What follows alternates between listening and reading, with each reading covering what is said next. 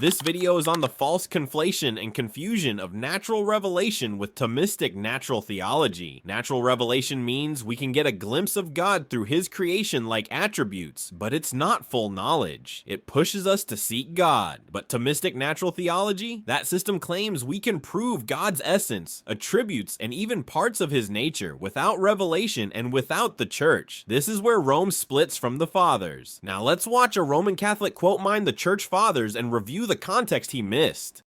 Let us begin with Aristides the philosopher. In his address to the Roman Emperor Hadrian, he reasons to God's existence using the argument for motion that comes from Aristotle himself.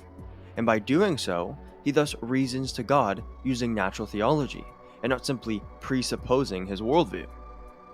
He writes, "I, O king, by the grace of God came into this world, and when I had considered the heaven and the earth and the seas, and had surveyed the sun and the rest of creation, I marveled at the beauty of the world. And I perceived that the world, and all that is therein, are moved by the power of another. And I understood that he who moves them is God, who is hidden in them and veiled by them. And it is manifest that that which causes motion is more powerful than that which is moved. I say, however, concerning this mover of the world, that he is God of all, who made all things for the sake of mankind."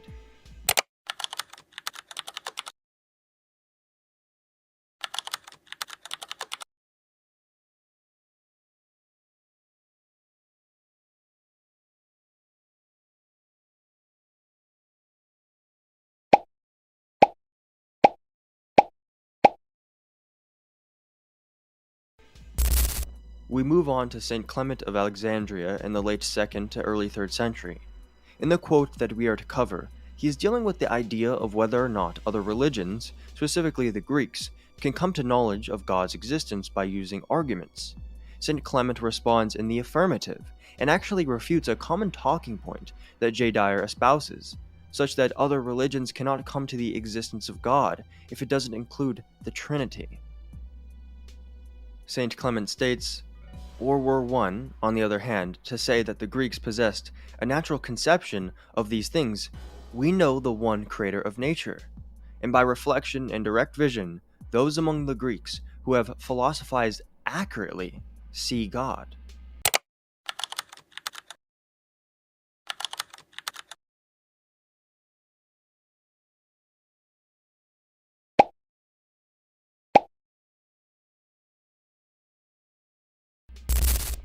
We now move on to the Cappadocian Father, St. Gregory of Nazianzus, who lived in the 4th century. He provides us with a type of causal argument that even St. Thomas employs to some degree in his work De Diente et Essentia and the Summa Theologiae. As St. Gregory of Nazianzus asks, what is it that supports the earth at any moment? For him, this must be God, who is the sustainer of its existence by his divine will. By this argument, he makes it evident that he is using natural theology. He writes, "How is it that the earth stands solid and unswerving? On what is it supported? What is it that props it up, and on what does that rest? For indeed, even reason has nothing to lean upon, but only the will of God. And how is it that part of it is drawn up into the mountain summits, and part laid down in plains, and this in various and differing ways? And because the variations are individually small, it both supplies our needs more liberally, and is more beautiful by its variety, part being distributed into habitations, and part left uninhabited, namely all the great height of mountains, and the various clefts of its coastline cut off from it. Is this not the clearest proof of the majestic working of God?"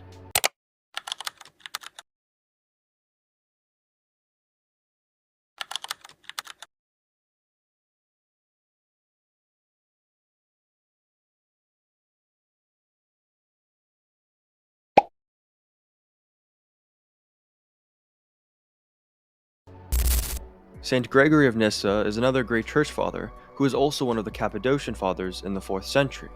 He appeals to natural theology as he makes an argument from design, or the principle of finality or telos. As if creation is designed, then this design necessitates a designer. What you'll notice is that he's giving advice to those dealing with atheists, and so he's giving advice on how to demonstrate that God exists. Also notice that he doesn't say in order to defeat an atheist in an argument, you must presuppose the orthodox worldview, and refute their worldview by reductio ad absurdum. Instead, he appeals to the created order of reality and says that such a design necessitates a designer. As a quick note, he uses the word presuppose, but not the philosophical assumption of the word, but of on the assumption of, or in agreement already. St. Gregory of Nyssa writes, "When then a discussion is held with one of those who favor Greek ideas, it would be well to make the ascertaining of this the commencement of the reasoning, i.e., whether he presupposes, or is already in agreement with, the existence of a God, or concurs with the atheistic view. Should he say there is no God, then from the consideration of the skillful and wise economy of the universe, he will be brought to acknowledge that there is a certain overmastering power manifested through these channels."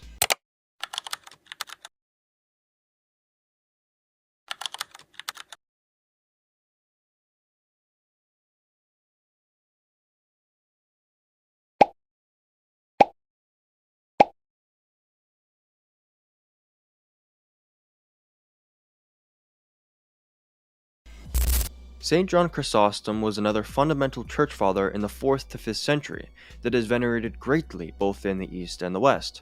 From him we have a multitude of homilies or commentaries on the New Testament that are of immense value in the interpretation of the New Testament texts. In this homily, Chrysostom is commenting on a famous passage in the letter to the Romans by St. Paul. This passage from St. Paul, Romans 1:20, is commonly quoted by scholastics, for it clearly teaches a system of natural theology, and St. John Chrysostom agrees, for in his argument he employs a similar argument that St. Thomas and, as just cited, St. Gregory of Nyssa use. This is the argument from design or finality for God's existence, and thus Chrysostom uses natural theology, for he appeals to the natural order of creation in order to get to God's existence. Chrysostom writes, "For what will the Greeks, i.e. heathen, say in that day? That we were ignorant of you? Did ye then not hear the heaven sending forth a voice by the sight, while the well-ordered harmony of all things spoke out more clearly than a trumpet? Did ye not see the hours of night and day abiding unmoved continually, the goodly order of winter, spring, and the other seasons remaining both sure and unmoved, the tractableness of the sea amid all its turbulence and waves, all things abiding in order, and by their beauty and their grandeur preaching aloud of the Creator? For all these things and more than these does Paul sum up in saying, the invisible things of him from the creation of the world are clearly seen, being understood by the things which are made, even his eternal power and Godhead, so that they are without excuse."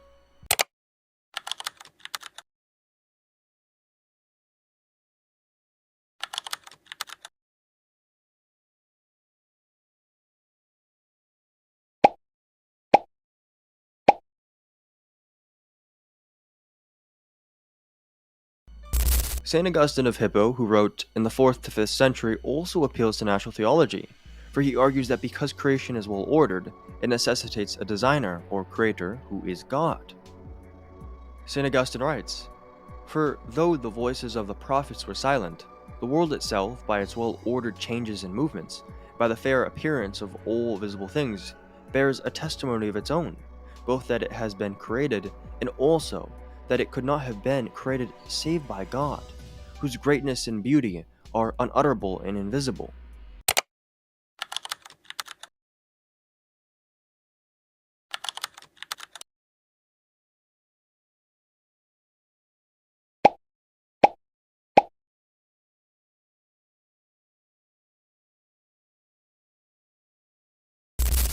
Pope St. Gregory the Great was a profound church father in the West during the 6th to 7th century. In his Morals on the Book of Job, he leads the reader to consider how creation necessitates a creator or designer after one contemplates and reflects on it. Thus he utilizes natural theology, for he begins with the created order of reality and leads the reader to the divine being. Now in this present time, the divine whispering has as many veins for our ears as the works of creation, which the divine being himself is Lord of. For while we view all things that are created, we are lifted up in admiration of the Creator. For as water that flows in a slender stream is sought by being bored for through veins, with a view to increase it, and as it pours forth the more copiously, in proportion as it finds the veins more open, So we, whilst we heedfully gather the knowledge of the divine being from the contemplation of his creation, as it were open to ourselves the veins of his whispering.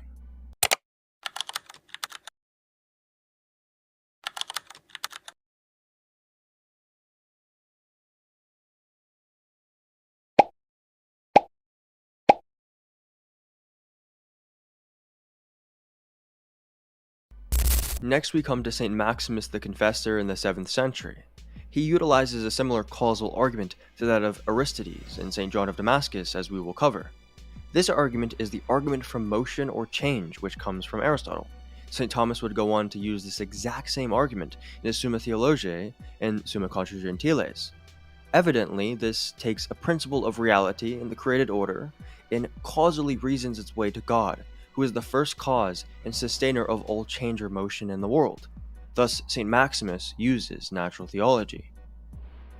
St. Maximus writes, "Everything which is moved according to nature is necessarily moved in consequence of a cause, and everything moved in consequence of a cause necessarily also exists in consequence of a cause, and everything that exists and is moved in consequence of a cause necessarily has as the beginning of its being the cause and consequence of which it exists, and from which it was initially brought into being.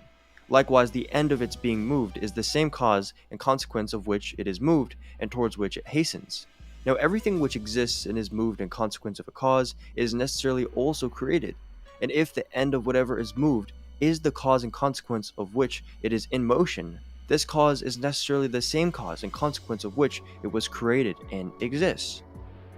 From this it follows that the cause of whatever exists and is moved, in any way at all according to nature, is one single cause, encompassing both the beginning and the end, to which everything that exists and is moved owes its existence and motion. Now if every being which is moved, which also means that it has been created, exists and is in motion, and has been created in consequence of a cause, then whatever does not exist in consequence of a cause is obviously neither created nor moved, for that which does not have a cause of being is not moved at all.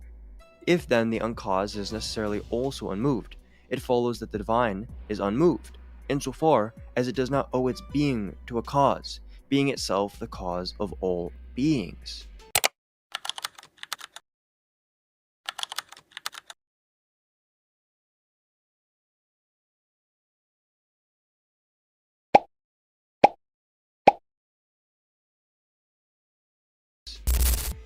Exposition of the Orthodox Faith is a fundamental text to the Eastern Orthodox, and it was written by St. John of Damascus in the 8th century. He is venerated by both East and the West, and is especially known for his defense of icons, and as being the earliest apologist to write against the heresy of Islam. In the Exposition of the Orthodox Faith, St. John of Damascus argues for God's existence using metaphysical principles that have its stem from Aristotle's argument from motion or change. He also uses Aristotle's principle of causality, and further relates how things that have order, design, or finality must be ordered by an artificer, or orderer, i.e., what we know of as God. St. John of Damascus writes, "All things that exist are either created or uncreated. If then things are created, it follows that they are also wholly mutable, for things whose existence originated in change must also be subject to change, whether it be that they perish or that they become other than they are by act of will. But if things are uncreated, they must in all consistency be also wholly immutable, for things which are opposed in the nature of their existence must also be opposed in the mode of their existence, that is to say, must have the opposite properties. Who then will refuse to grant that all existing things, not only such as come within the province of the senses, but even the very angels, are subject to change and transformation and movement of various kinds? Things then that are mutable are also wholly created, but things that are created must be the work of some maker, and the maker cannot have been created, for if he had been created, he also must surely have been created by someone, and so on till we arrive at something uncreated. The creator then, being uncreated, is also wholly immutable, and what could this be other than deity? And even the very continuity of the creation and its preservation and government teach us that there does exist a deity who supports and maintains and preserves and ever provides for this universe. What is it that gave order to things of heaven and things of earth, and all those things that move in the air and in the water, or rather to what was in existence before these? viz. To heaven and earth and air and the elements of fire and water? Was it not the artificer of these things, and he who has implanted in everything the law whereby the universe is carried on and directed? Who then is the artificer of these things? Is it not he who created them and brought them into existence? Who then is it that moves it? For everything that is moved by another thing. And who again is it that moves that, and so on to infinity, till we at length arrive at something motionless? For the first mover is motionless, and that is the deity.